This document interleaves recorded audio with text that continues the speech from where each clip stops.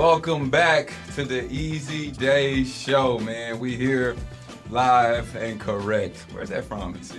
Live and correct. Well, fuck it, the hell with it. I ain't never Well, we heard that back, one. man, with That's from you. Easy Day Show with Devondrick Walker and Bryce Cotton, man. And we got a guest. We got our second guest here today, man. What's the independent voice of the NBL? We're gonna call him Josh Higgins from the Basketball Fix, man. Our second guest, bro. Shout out to Josh. Welcome to the show, brother. Appreciate it, mate. Looking forward to jumping on. I know we've got some incredible topics to talk about today as well, and looking forward to hearing you guys weigh in on them as well. But now, thank you very much for having me. This is amazing. It's awesome.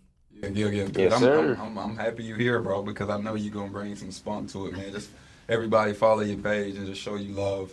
And I see your pages. I even hit you like, bro, how do you keep up with all the shit that you do, bro? So it's kudos to you, what you do, and the things that you bring into the world here, bro. But let's get a major shout out before we start anything else, bro. Rec Lab, my guys Pete, Ben at Podwave Studios, man. Our major shout outs, bro. Could none of this be possible without them, bro.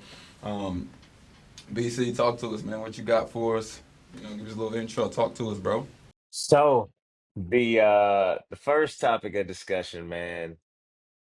I don't know. I feel like the NBL lately, they trying to kind of just copycat everything that the NBA does. So kind of had a thought, right? Like, what if we just scrapped Hoop Fest and we just really did it like a all-star weekend where we got imports versus locals. I know everybody want to see that. One tournament might be dope. I don't know how many people, maybe eight or so. No bigs involved. No disrespect to bigs, but I'm not trying to see no post ups. You know what I mean? I'm trying to see people get down. So yeah, bigs, y'all got to sit this one out. And then dunk contest, 3-point contest, stuff like that. What you think of something like that? I feel like that'd be a hell of a lot more fun to watch, and it's like the players get to relax a little bit, have some fun, and the fans get to see all these dope players in one setting. Josh, what you got? Man, I love the idea, right? And I think we sort of spoke about this a while ago on one of our shows, and we were talking on what's the best way to do it, because you can go a couple of different routes. You can go imports versus locals, but with how the league, I think, and this is no disrespect to the locals right now, but with how strong the league is right now, I just think the imports walk over the locals. I've got a bit of a team written up here. I've got the locals, Dellavedova, Dejan Vasiljevic, Chris Goulding, Sam Wardenberg, Will Magnay. You can probably throw Xavier Cooks in there as well, potentially over Sam Wardenberg, but I love Sam Wardenberg as a player. For the imports, though, you've got KD, you've got BC, Prather, Christian Doolittle, and Montrezl Harrell. I just think that is a walk in the park. I don't know, do we give him a 20-point handicap potentially where you guys are going to get over that 20-point mark before you can start scoring? I don't know what the goal is when we are talking on at all-star games. So it's really going to come down to how they figure out what the best structure is. But I love the idea. I think it'd be amazing. got a question though.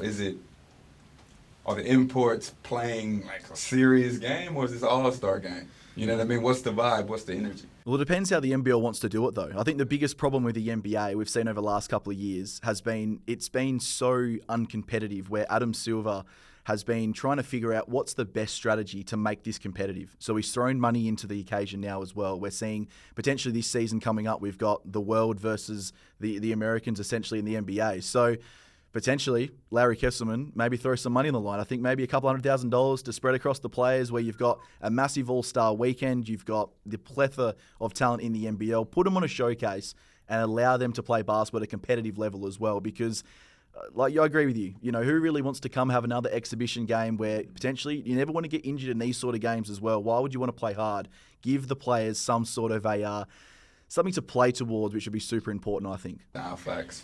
I'm not gonna lie though, to add to that, like even if it was an all-star type vibe, it might start off where everybody having fun, somebody get a fast break, they're gonna let them dunk.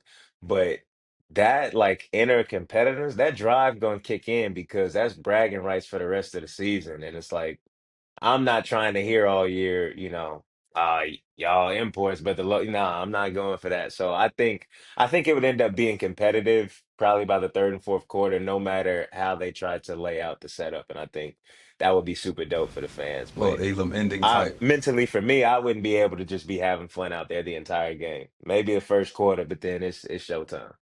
Nah, for sure. What about if you put the bread on the one? I think you put the bread on the ones. That's crazy. You go one on ones. You put a 15, $20,000 pot on the one on one. Oh, all That'll right, shake the question. whole shit up, bro. Question.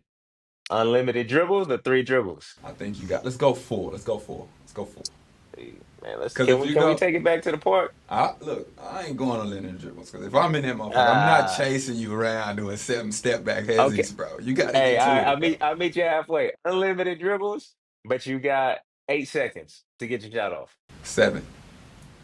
So you go seven I can work seconds. with that. I You can go work with seven. that. You I go can work with seven that. seconds. Unlimited I'm dribbles. trying to see some bag work. Yeah, yeah, yeah. That's not bad. Ain't that what the kids say these days? Bag work. Yeah, yeah, yeah. That's 7 seconds. So okay, who would you put in there? Josh, who you putting in there? You know the league way better than me or Yeah, Bryce. talk to me, Jack. 'Cause I Who? like you already for your segment on That's what I'm what you saying. think the imports do to the locals. So you cool with me. Yeah, I don't man. care what Vaughn say. It really depends where. Oh, this is an interesting one because you probably can't really have the big men, but I like the 8 second rule or the 7 second rule because that probably eliminates the big men just getting into the post against a 6 foot guard. So if they're able to have that quick sort of, they're kind of going to be able to shoot. No disrespect to Xavier Cooks, but 8 seconds is not enough time to really get yourself and get into your work to be able to get down low, to be able to back down against the guards. He might be a problem. He may be a problem, but he's got the 8 second or the 7 second margin. But I look at the league and I go, Chris Schooling, BC, Kendrick Davis, the three guys that instantly come to my head. Shot creators, are fast off the dribble, also can get to the basket in a matter of seconds. Chris, maybe not necessarily as much as the other two guys, but his shot making and shot taking ability is second to none in the league. So That's three. yeah, I think those three guys instantly come to my head, but one guy who probably wouldn't come to your head as much as some other guys, Milton Doyle. That guy is a big shot maker, big shot taker as well. Like So it. I love Milton in the mid range. He's got the good 3 point shot, and he's also crafty enough to get inside as well. So they're probably my top four off the top of my Well, head. let me hear what you got, B. Outside of them four. Outside of them four, all right, I got a hot take. I got Do. I think Do would be a good one because he gonna get to a spot you not finna stop him, Yeah, yeah, and yeah. he gonna hit you with them middies off the glass, left and right, and you know he got clamps. So I think Do's a good one. Uh, who else we got? If we're going off last year, I would say Rob Edwards might have been a good one. He might be a good one-on-one player. I know y'all not gonna forget my boy. And I then know you y'all take not us gonna home with your forget my. final I two. know y'all But not gonna I forget my got Do boy. and Edwards. Yeah, I know y'all not gonna forget Trey Kell. That was crazy. Nobody said. I think Trey Kell win. Bro. That's me. I think Trey Kell win the ones. Um, I would that's like 7. I I would like to see Tyler. I'd probably prefer shit. Throw them Tyler. both. Let's go Trey and Tyler. And if I miss Hell with anybody, it. no disrespect, but I like Trey because I think Trey got the combination of size, shooting, finishing, and handle. I think that gives. I think he's the most. If you Mm. had to go 2K rating, he got the most like solid in the ones. Like I don't feel like he has. If you try to post him, yeah, I'm gonna take Trey. I'm gonna take Trey. I got one more though. We've sort of spoken about import players. I know Chris isn't import necessarily, and we haven't really spoke about genuine bigs like Doolittle plays the 3 or the 4 essentially. But I think, and again, I love this kid, Sam Wardenberg. I just think his ability to be able to back it down, also hit the 3 point shot. He's a relatively good ball handler as well. Word more, don't make it out. He don't make it out. He don't make it out. Trying to He get my don't love make for it. support. He don't make it out, bro. There's no Hey, disrespect, yeah, Wardberg. If you I heard love that that, you there's pumped no Waterberg disrespect. up too. Like shout out to him. But that was crazy too how you left Cooks off that locals thing. Like this Cook slander getting out of control, It man. is. It is. Definitely is. Hey, what It's about getting out of like what control. about a celebrity all-star game? Ah, hey, That- okay. All right. So everybody pick one celebrity. And they gotta be from Australia. okay, I got one. I know who I want to see play because he talk Ooh, talk to crazy. me. Talk to me. I gotta see Rucker get back out there. I gotta see Rucker hoop, bro. I know he And was you know cold when what? he was, On the but in that low, celebrity on the game, low, I he probably gotta still see got him. something to him. And I know he gonna compete. I gotta see him hoop. I gotta see him hoop. Yeah, I'm going Hey, Rucker. I'm going Rucker. no, that's actually a good one. Yeah, I'm going That's actually a good one. I can see him getting real animated talking Exactly, trash bro. and all that. He Need damn near him. willing to throw out his hip just Need to him. You prove a need him. point. You need him in a celebrity game, bro. That's crazy. I shouldn't have said that. My fault, Ruckus. Hey, shout out, man. That's all love. You know what I mean. Josh, who you That's got, crazy. bro? Who you got? Who you got? Oh, mate, I'm gonna go local, and he's a celebrity, not the A-lister celebrity, but I'm going Nick Natanui. I would love to see him You out done on the court. stole mine. That's Yes, man. I crazy. would love Okay, to see Nick respect. Nat back on the court, man. I see him all the time down there at Wildcats games. He's a massive fan of the hoops, and I'd love to see him on the court in a celebrity All-Star game. Hey, hold on before you answer, BC. I want Lockie Reed too. Give me Lockie Reed. Give me Yes. Lockie. Lucky, Give me wow. Lockie. Let me give me Lockie. Okay, you know what? So, and in all the celebrity games, they always got one celebrity that actually can hoop. So, you know what? I'm gonna go to my favorite footy team. Shout out to Magpies. I don't know if he's still playing, and I should be. I'm going Scott Penneberry. So he used to hoop, like he was solid back in the day. So I'd actually want to see him get down a little bit on the court. So I'm going Scott Penneberry. So look, so we replacing Hoop Fest. That's coming up with the All Star Weekend. Yes, Yeah, replacing Hoop Fest. yes. NBL, if you're listening, man, come talk to us, bro. We'll get it all organized for you. We replacing next year's Hoop Fest on the Easy Day Show. We said it first. We're replacing next year's Hoop Fest with the fucking Celebrity All Star Game. Import locals, ones, 20 bands. Let's do it, man. Let's make it happen, bro. Let's make it happen.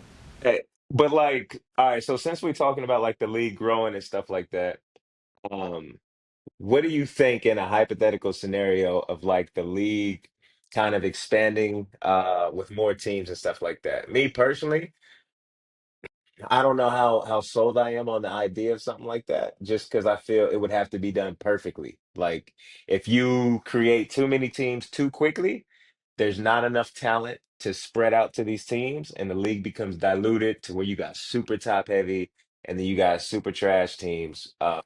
Compared to like nowadays, the league is crazy. Like whether it's you playing the top ranked team versus the seventh team, it's gonna be a crazy game. So too much has to go right, I feel, to add too many teams too quickly. But I guess over time, slow and steady wins the race. But like, what y'all think? Yeah, I'm a big believer of it. There was a report a couple of weeks ago basically stating that the NBL's plan over the next 5 to 10 years is to bring another 6 teams into the competition. So they want to have a 16-team league in a couple of years, essentially. So some names were floated around. There was Darwin, which unfortunately I just don't Ooh. think it will ever work eventually. And, there's obviously potential of another Perth team, another Sydney team. There's been the Next Star team that's been floated around for the last couple of months that keeps seem to be picking up a little bit of legs every now and then as well. So there are a couple of the states that have been floated around for another team, but it really depends on, like you mentioned, BC, how they do it.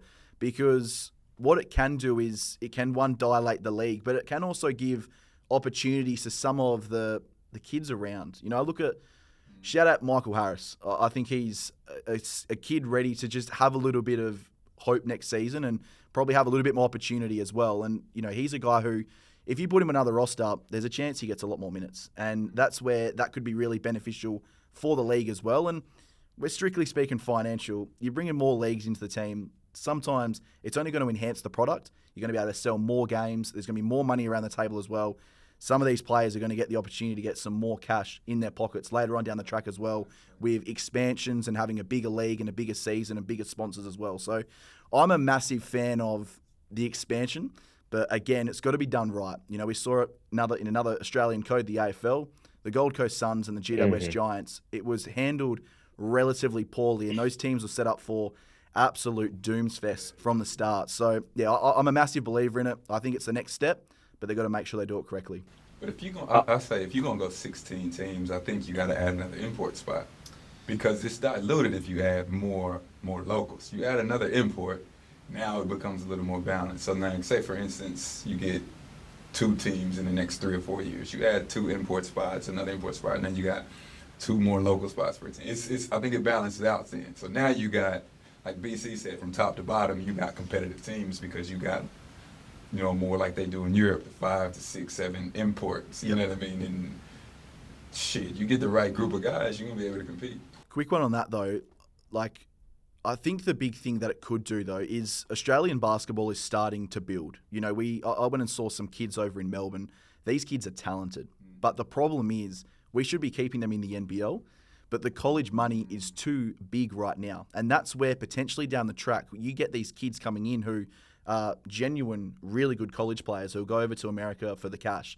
If you can have that same amount of cash over here or somewhat similar, where they don't have to leave their home country, that is only going to make the league from a young standpoint also even better as well. So, you're probably looking at, there's a handful of kids who are going over to college this season. I know Benny Henschel had a chance of going over there as well. And, you're keeping those guys for a longer period of time, eventually developing them. And maybe, the money starts to get relatively close to the bottom end contracts in the NBA. And eventually those guys are deciding that the NBL's a better route and they prefer to stay home than pursuing their NBA dreams as well. So there's so much to play out with this sort of topic as well. I got two things for that. So for one, like how you said, if the kids in Australia are continuing to grow and develop like you say they are, hopefully that, the league expands to where they have a salary to where it competes to the NIL. I'm gonna lie to you. The way the NIL is, that's gonna be big man on the block for quite some time. So they would just kind of have to make it, I guess, competitive because I don't think there's no way they can match what Neil is throwing out right now, especially if these kids really got some talent. But taking it to the fans, though, we know Australia's a big country, right? But only got 7 states. So if we add in teams, at some point it's gonna become a split in some of these cities where like fans gonna have to pick like who's your squad? Almost like how when Phoenix came in, everybody was, united in Melbourne. Then when Phoenix came along and as they continue to grow, it's like I don't know, it's almost like a healthy in-city rivalry or in-state rivalry. And I feel like it can go one way or another, if you keep adding teams to the same city. Because I can imagine like Perth getting another team. Good luck uh trying to get any fan base for that team. You know what I mean? Like I think stuff like that would be pretty interesting to see like how the fans are from that standpoint. I've got one though quickly. You speak about Perth there, and it's an interesting one because if we look at it from a footy standpoint, the Eagles were the team in Western Australia for so many years there. Freo come in and they still have a very solid fan base now. I think they're at 45,000 members. I know West Coast is sitting up well and truly higher than that. But I think another team in Western Australia does work. And I think it's just purely based on someone wants something different all the time. That's what the world is nowadays. They want something else to pursue. They want to be different between another person. As a young kid, for example, they might want to be completely different to all three of us and be able to forge their own path or be able to support something that isn't mainstream nowadays, which is a word that kids throw around every single week, it feels like, as well. So they'll want to go against the grain, essentially, and this is where it does create that sort of competition. And in-state rivalries over in Australia are some of the craziest things. It is honestly incredible. So, again, I agree with your point, but they've got to do it strategically as well. You can't be putting 3, 4, 5 teams in one state. That's never going to work. One or two max. After I say this, BJ. Yeah, After I say 'cause this, it'll get spooky real quick. after I say this, hold on, man, hold on.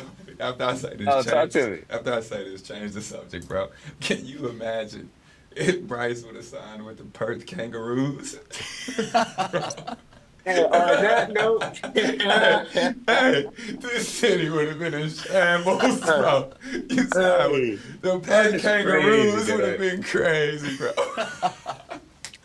bro, I wouldn't be able to go outside. Hey, clip that shit, man. Clip that That's shit. why. Hey, anyway, that is crazy. Perth Kangaroos. You know what? Hey, yeah. Perth Nah, Kangaroos. let me stop talking. Perth Kangaroos, man. This is it right here, bro. Say the But subject. like how you talk about like wanting something new, right? Now this is a question like I'm really passionate about, right? So Vaughn, Josh, something you don't know, I love watching hoops. So I'll watch NBA games on YouTube, whether it's 2010s, whether it's the 90s, depending on my mood, I might even watch some 80s. The point of that is I'm a fan of the history of the game, right? So when you think about the season that happened in the NBL, there was a lot of history this year. That a lot of players was doing. I was part of it. Golden was part of it. Kendrick was part of it. But you keep hearing, oh, this hasn't been done since the 48-minute era or whatever the case may be. What if we separated all of the all-time statistical records, right? So you got your all-time scoring leaders, your all-time rebounders, assist person, steals, rebounds, all that, your major statistical categories. Why don't we separate it in a 48-minute era and a 40-minute era? I think that would be super dope because one game was shorter than the other. So like let's say me and you, Josh, let's say I played in the NBL for 300 games in the 80s or 90s, and you played in today's time for 300 games. Because it's 8 more minutes I got every game, I've played over 2,400 game time minutes than you, despite playing the same amount of games. So I had way more opportunities to accumulate more statistics. So for me, I feel like it would be cool as a fan, as a player, to witness history be set, watching records be rebroken and reset. That's cool. And that's dope for fans too. Like they might come to a game and it's like, oh, damn, like this person, probably Golden would be one of them. Like, oh, he's finna be the all-time three-pointer, 3-point leader. If he hits three threes tonight, like that's dope. And then 6 years from now, maybe somebody has a chance to get it. And, whatever else the other statistical categories are. I think that would be cool, but you probably wouldn't need to separate awards though, because awards is just what you got at the end of the year. But yeah, talk to me about your thoughts about that, because if they keep it like this, where they bunch it all together, you won't see one accumulative record broken in the NBL forever, even if this thing go on for the next 1,000 years. And like, if you want the league to grow, you need history to be set and reset time and time again, and you get to shed light on what guys are doing in today's time with how amazing we are in this league, um, shedding light on the significance of it. Yeah, I think you're bang on, mate. Like, I put this to a little bit of, like, let's just talk about 2K, for example, quickly. As a kid, when I was playing NBA 2K, the only thing I was trying to do was break records, scoring records in a game, Hmm. scoring records in a season, 3-point records, assist records. That's all you're trying to break because that is fun and that is exciting. If I can go to a game, a regular season game, where potentially you're going for the most 3-point shots made in NBL history in the modern era, that is something I am going to go watch because I want to be a part of history. I think as basketball fans, Hmm. as sport fans, you want to be part of history and you want to be part of something bigger than the game, essentially, sometimes as well. So I'm a massive fan of this. I hadn't really thought of separating, the sort of eras. I know the conversation goes straight to, should we just make this league back to a 48-minute league to have, NBA comparisons? But I think when we're talking about this topic right now, I love the idea of it because, like you mentioned, no one's going to catch whoever's got the most amount of points in a season, in a career, 3-point shots. It's just not going to happen because of the extra minutes that the old heads used to play as well. So I'm a massive fan of it. This is something that needs to be done. I'm not sure why it hasn't been done. As soon as they went to the 40-minute era, it should have all restarted, essentially. Not restarted, but, should have been retinkered, essentially, I think is the point as well. I So, agree. yeah, I just think it's something that hasn't been done. Again, not sure as to why, but it needs to be done very shortly. And you've got to back count things as well. This can't just be, we start this in NBL 27 and it's NBL 27 onwards. This has got to go back all the way to the start of the Yep. 40-minute era and really start getting these things going. Because, again, like I said, if I can take my kids down to watch a future superstar going to break an all-time record, I want to be a part of that, and I'm sure they're going to want to be as well. So again, we've got to think about the kids as well in these situations. For sure. I got some numbers. I got some numbers to kind of back up what you were saying earlier, be about the number discrepancy. So Andrew Gaze is the career points leader, right? At 18,900. So 1,900. 19,000 essentially. Now let's talk about somebody we spoke about in the last episode. DC was about Chris Golding. How legendary he is, how long he's played, the way he put up some shit. Now let's compare his numbers, bro. So Chris Golding got. This is the funny thing. So Gaze has played 612 NBL games, right? Okay. Chris Golding has played 469. You know how many career points CG has? Do you know? Yeah. 6,800. Really? So the difference is 6,800 to 19,000, bro, in what, 100 or so less games? Like 100 games or so? Like, that's crazy, Yeah. bro. It's no way Chris could ever cover 15,000 fucking points, bro, Right. Right. in 100 games, Right. bro. So, like, records like that, I'm not taking anything away from him, but you give CG those 8 more minutes, in that same amount of games, that gap's way, it's way different. So when you put numbers on He it to gonna at really least understand, have, yeah, he gonna have yeah, at least maybe 11, 10, 12,000 at 12, yeah. least. So when you start putting numbers like that, like some of these records, bro, I'm looking at them, bro. This shit's, bro, they crazier than Wilt's. They crazier than Kareem. Like the discrepancy of what it'll take to actually, It's insane. Yeah. it's like, Like, I think it has to my change bad. quick. I didn't mean to cut you off. My fault. No, go ahead, bro. Now, I was gonna say, like, even going off that, you got guys like, I'm trying to think of somebody who didn't necessarily light it up for an entire career, but they had great spurts for maybe 4 or 5 years. Like maybe like Shane Hill. Like Shane Hill was a great player. He's got, I think, 10 or 11,000. Like, there's a lot of names back in the day. It's like, damn, you wouldn't think they had the amount of points that they do. Hmm. But I did, you know me, I'm a historian of the game, NBL and NBA. So I did some research, and if people don't believe me, they can look it up. So from 1984 at least till 1994, I looked up what the 20th ranked person for points per game was of each season. Do you know what the lowest amount was for the person ranked 20th I'm gonna say 15. throughout all them 10 years? I go 15. Oh, I'm gonna go higher. 20, yeah, yeah. What you got? I reckon 21. Josh, I like you. So yeah, it was like 21.6. Oof. So that was the lowest somebody that was ranked 20th in For any a year of 20. scoring. So it's like you're just not catching when you got so many people averaging 30s every year and 28s and all that stuff and plus 48-minute era and everybody played like 15 years, but you're not like ain't nobody catching this. I don't care if you average 25 in this league for 10 years. You Nah, still it's gonna be over. It's over. 5,000 It's points over. behind. It's over. And it's hard as hell to average 25 in a 40-minute era. I'm pretty sure me and Kendrick are the only people to ever do it. Nobody's averaged more than 25 before this year. So like shedding light to what's happening now, how significant it is, and understanding the game is just different. It's not to take away from the old heads, but it's like, hey, let's compare what the things that are being done now, let's compare it to the other guys that have played in the same amount of time because it's apples and oranges comparing one game that's shorter to a game that had a longer duration. But yeah. So I think that would be dope. NBL, if y'all listening, it's not gonna take too much time. You just need maybe 3 or 4 statisticians and just set aside your weekend and all you got to do is do some research for the last 16, 17 years, something like that. And then we got all our records. So, please and thank you in advance. Look, do a little pro radar, bro. So like from 40-minute area, like look round everybody shit up, bro. Like bro, you know what I mean? And see what it'll look like, bro. Just round everybody numbers up. Man.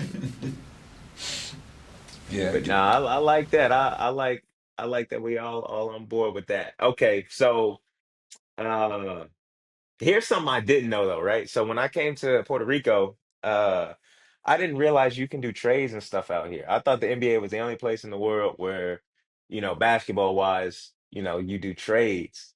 And I was thinking like, bruh, can you imagine in the NBL, like if you do trades, like imagine like you on a top four team, like y'all finna make a playoff run, all of a sudden, hey, you go into a team that's bottom of the ladder. Bro, I'd be so sick.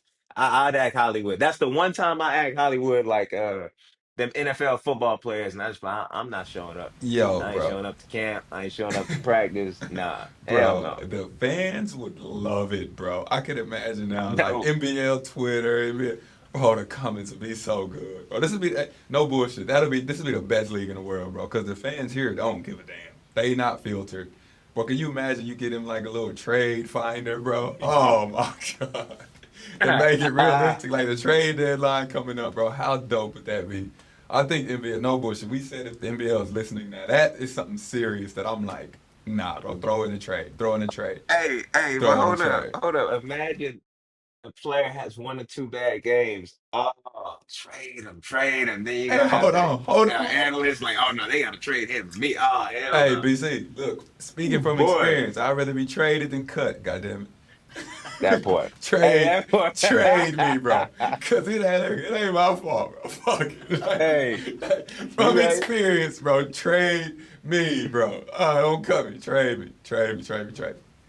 What you think, Josh? I think the trade gets shit popping, bro. That's the best. I think that's the best idea I've heard, bro. Oh, no, I think this is an incredible idea. We floated this idea last year, and this was one of my must-haves going forward for the NBL. But I'll start off with something just to think about, and this is not to kill it at all, but this is the thing where if you're a player making $100,000 a season, for example, in the NBL, and you get traded from one state to another, you've got to uproot your life essentially from a 6-month period to another state to be able to figure yourself out and rejig your life essentially as well for a 6 to 7 month period while the NBL's on. I don't necessarily think that those players are going to be super stoked with that, but I think that's just one little negative to it, but I'm all in with this situation. That's that import lifestyle. But that is the import, That's import yeah, lifestyle. and that's the professional That's lifestyle import as well. lifestyle, bro. Motherfucker, you 6 months, get the fuck.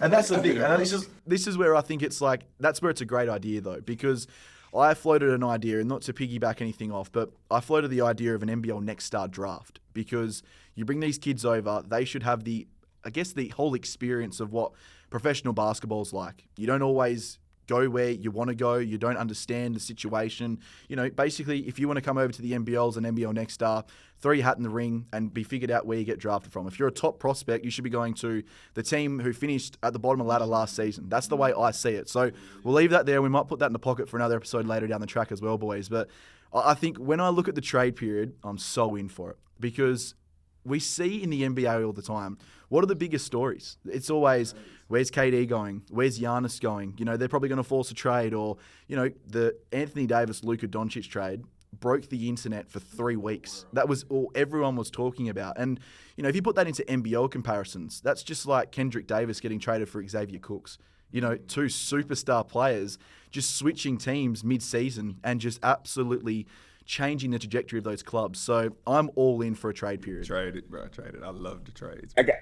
I got a question. Can certain players put in a no trade clause, or nah? Everybody up for grabs. 100%. No. Ain't Yeah, no you hide. can negotiate. Ain't no Negotiate no trade clause. Oh, okay. They're for your superstars, Okay. though. Yeah, like if a player, like, shit, want to give that, or if a team want to give you that, yeah, for sure. But I think trades help a lot of people. You mentioned Michael Harris earlier. Mike would hit his agent. Get me the fuck out of here. Trade me, bro. You know what I mean? Like, it's so many players, bro, that be like, oh, the league will be so good, because I love the NBL because it's kind of a free-flowing league. You know, a lot of people got opinions. Some get, you know, respected. Some don't. This would make this shit a show. You want to get fans involved. You want to get engagement up. A trade deadline would make this shit a show, bro. It's so many players that, like imports, locals, fucking trade coaches too, goddammit. It'll be crazy, bro, because everybody is like, man, I don't like where I'm at. Get me out of here. Or I can be better here. Get me out of here. Or some play like attitudes and shit. Now trade them. Trade them all, bro. You know what? Trade them all. Hey. Trade them all, bro. I just thought of something. Okay. So since we want to make it so exciting and so cutthroat, why don't we make the trade deadline around Christmas? Hey, Merry Christmas. Hope you had a good holidays, pack your shit. You heading off to wherever. Hey, BZ, That's a good time. I got stories for another episode about that.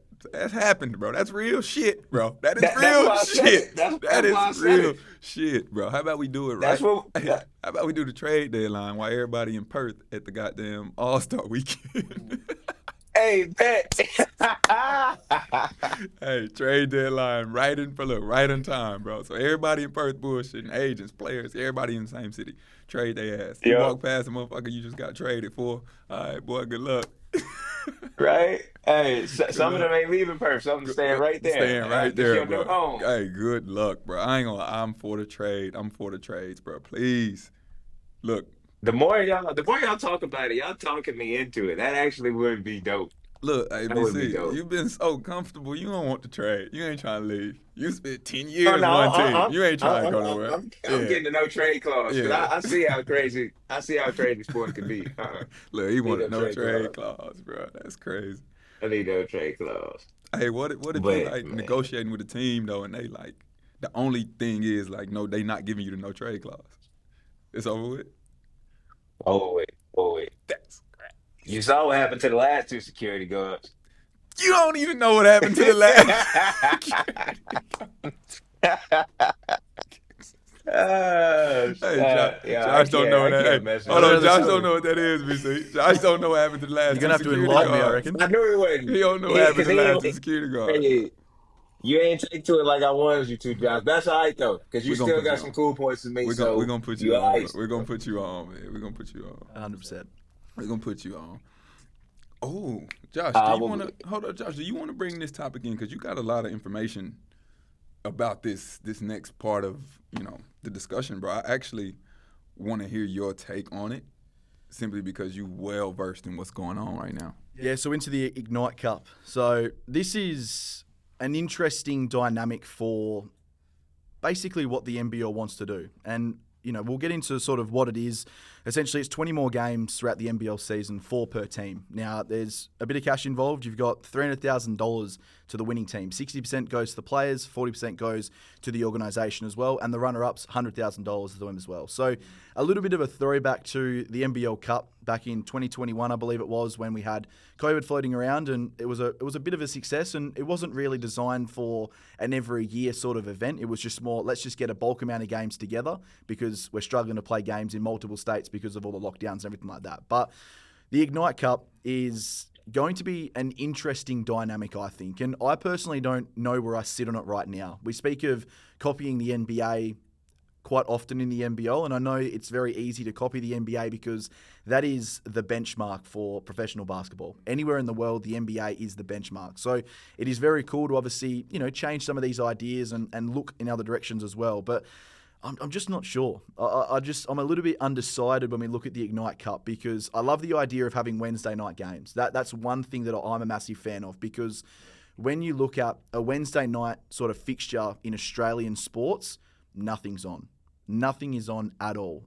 So we've got no AFL throughout the season on Wednesday nights. You've got no NRL. So a Wednesday night standalone game, all I'm thinking right now is the NBL is looking to send as much money or get as much money from a Channel 7, a Channel 9, a Channel 10 to have that televised. And that only benefits the league, it only benefits the players, it only benefits everyone within the NBL organisation, which is great for the league. I think that's the most important thing when we look at this whole entire Ignite Cup. Now, I think as well, when you're looking at the players, for example, I think the players are going to love this as well. Playing for something, potentially a little bit extra cash, that's going to get the competitive juices going. BC mentioned it earlier, obviously, with the All-Star game.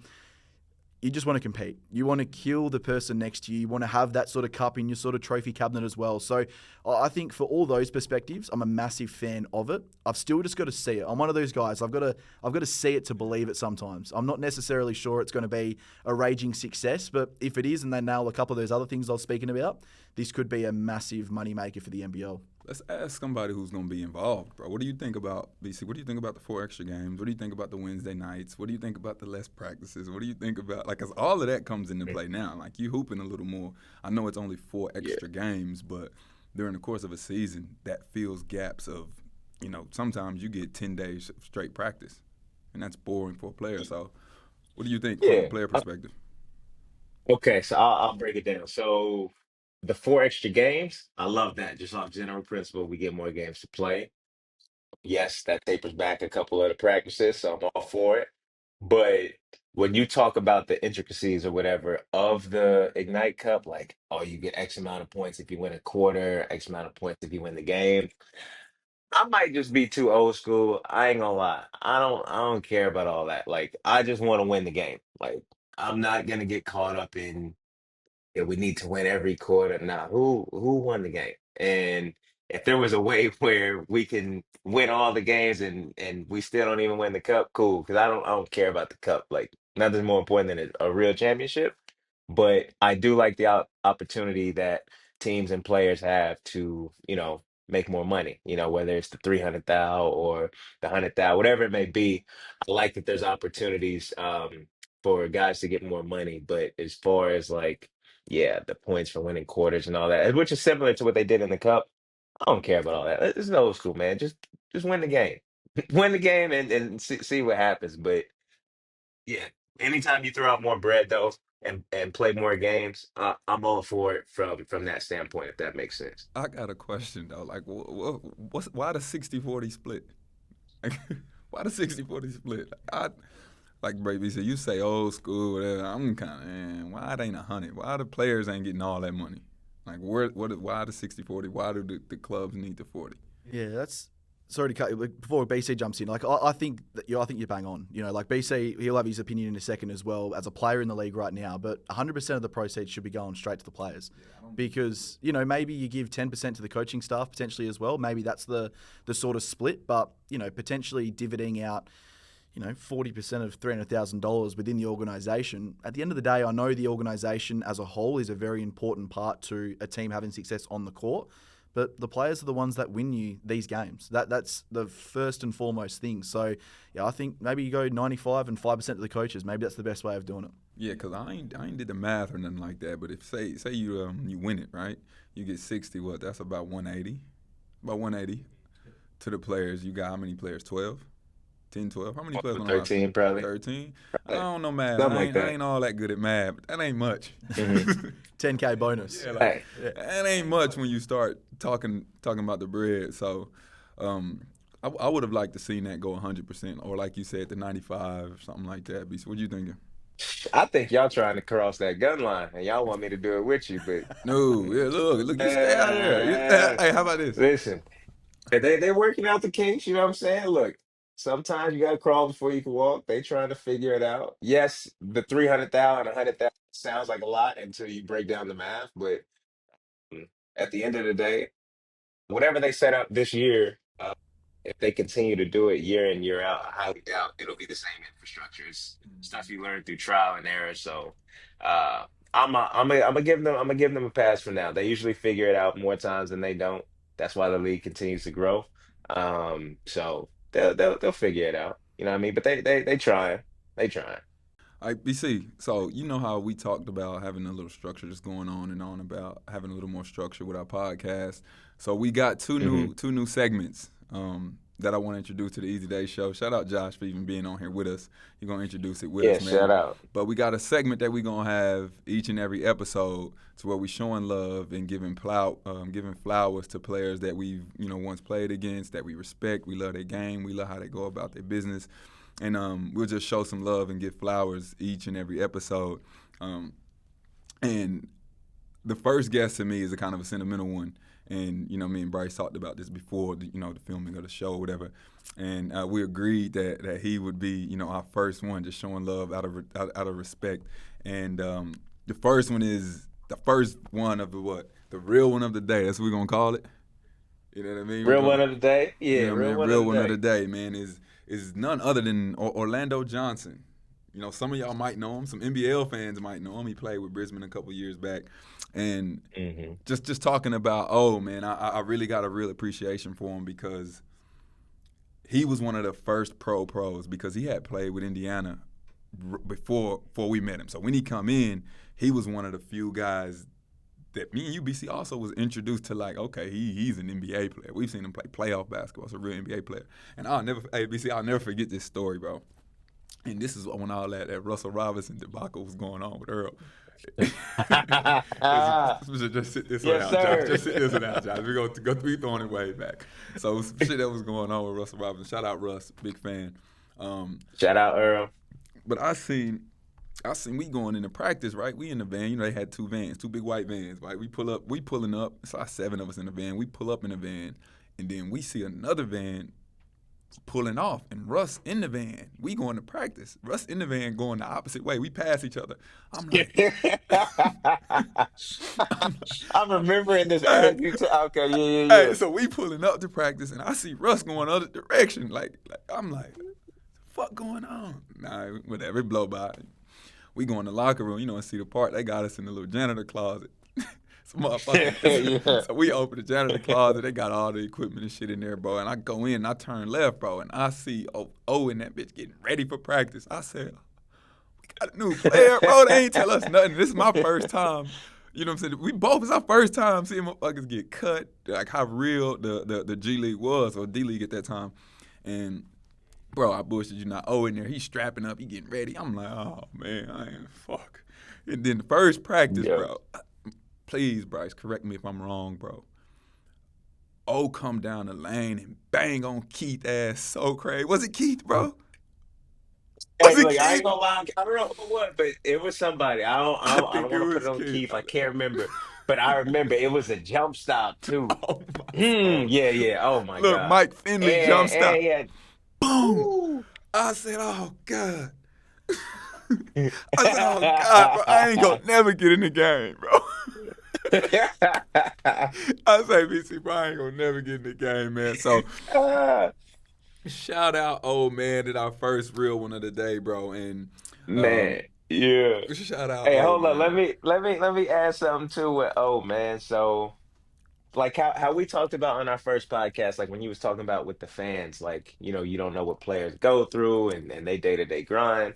I think it's the same for players. And that's one of the main reasons I never like to talk shit about players, whether I Mm-hmm. think they a super good player or not. Like I respect the game, I respect players. And the reason why I'm saying this is like with on that team, man, when we was in the D League, like we used to talk about some real shit. Everybody was talking about their journeys, what they had been through. And I, I knew who O was for a completely different reason. Like Santa Barbara teased me for like a week or two, acting like, they wanted me maybe to go to their school.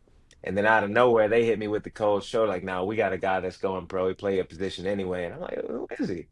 Oh, his name's Orlando Johnson. So since I was in high school, I was always like, man, fuck Orlando Johnson. You know Fuck what I oh. mean? But like, and I remember telling, when I met him and like when he was describing his journey, I was like, damn, like, bruh, one, you didn't just get the red carpet rolled out for you. Like you had to fight for everything you got. Mm-hmm. You had that chip on your shoulder, and you deserve to be where you at and all the things you've achieved because you've busted your ass. So like me being able to learn O's story from that point to where he was then, and then to see him continue to play in his professional career, I got so much respect for that dude as a player and as a homie because, like, man, like you talk about a real one of the week, we couldn't have picked a better one to start it off Yes, because sir. Yes, he's sir. earned his stripes, man, and I got so much respect for O. And yeah, I know you're gonna see this O, so shout out and mad love to Yes, you, sir. dog. Shout Like you out O, already know what man. it is. Shout out O, bro. He coaching now at Washington State, man, giving his game back to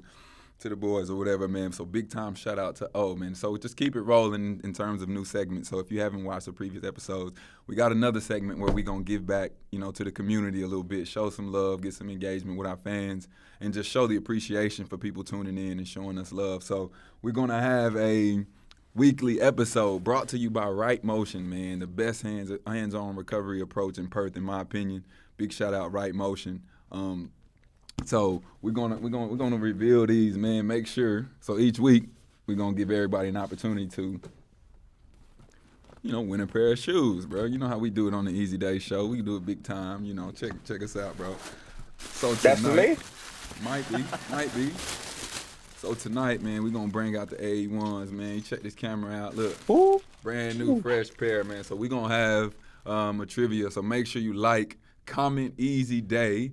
You share on your story, and then we'll pick the winners. So it'll be a question in regards and related to the podcast. Make sure you tune in, find that answer, and we'll pick a winner in the upcoming days, man. So this is a new segment. Each episode, we're giving out a pair of new kicks at my discretion. I think these kind of dope, though. So, you know what I mean? This is They what I'm look gonna my rock with. size too, Yeah, but that's neither here nor there. that's about right, man. Get your trivia game right, man. You might be all right. You might get them, bro. You Eh, might get them, man. what you say I gotta do? Comment, easy day. You I'm on it. gotta I'm on it. like, Soon we get off comment, this. Easy Day.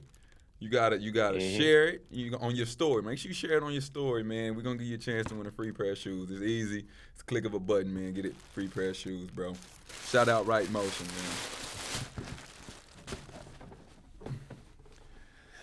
I think that's it, man, for another great episode of the Easy Day Show. And I want to shout out the independent voice of the NBL once again, my man Josh Higgins, for coming in, giving us his insight, bro, and just another. I'm gonna give you some flowers, bro. I love what you do on your platform. I appreciate it, I mate. want you to know I love what you do on your platform, Absolutely. and I'm pretty sure everybody that's tuning in appreciate what you do as well, because it's always positive and it's always real, and I've even scrolled down your page. I'm like, bro, this is what the NBL needs. This is what, giving people information. I get information from you. So I'm pretty sure I'm not the only one. So I'm going to show you mad love on that. And I appreciate you coming on and fucking making a hell of an episode. BC. Hey, Most definitely. You already know what it is. But yeah, Josh, just piggybacking on that, man. Yeah, thank you for coming on board. We definitely enjoyed it. I learned a lot listening to you about just your infrastructures of the league, how things can grow. You definitely dropped some gems on me. And aside from this topic, even when I decided to play for a different team, I appreciate you being one of the social media outlets to not act like a dickhead. So I really, really do appreciate that. Thank you so much. No, I That don't have appreciate it. nothing to do with this show. Thank you. No, I appreciate it, mate. It's been an absolute pleasure. I've been seeing you guys, and I've seen you locally as well at the Rockingham Flames, and obviously I've grown up a massive BC fan as well. So to come on here and be one of your first guests on what is going to be an incredible show going forward, I couldn't be more happy. And yeah, I really appreciate you boys for having me on. Yes, sir. It was a great one, man. It was a great one, bro. I appreciate you, man. And that's it for the Easy Day Show. Make sure y'all tune in, like, subscribe, follow, whatever you do on social medias, man. Do your thing, bro, because we'll be back, bro. Shout out. Hey, Ben. India in 7. Oh, he thought I was going to Okay. forget. He thought I was going to forget. He told me it was in 6. It was over with. Hey, Ben, I got something in the cut waiting for you, too. Halle game winner, game 7. Chill out, chill out, chill out, chill out, chill out. Chill out, bro. You going crazy, man. But all right, man. Hey, Hey, keep it. clip that, Hey, Ben. clip it that. off. Fuck Is it. that We what got they about say? 10. We got about 10 clips because Ben ass is grass, bro. Shout out Indiana Pacers, man. Oh, and shit. All the right. Alabama. All right, BC. Yes, sir.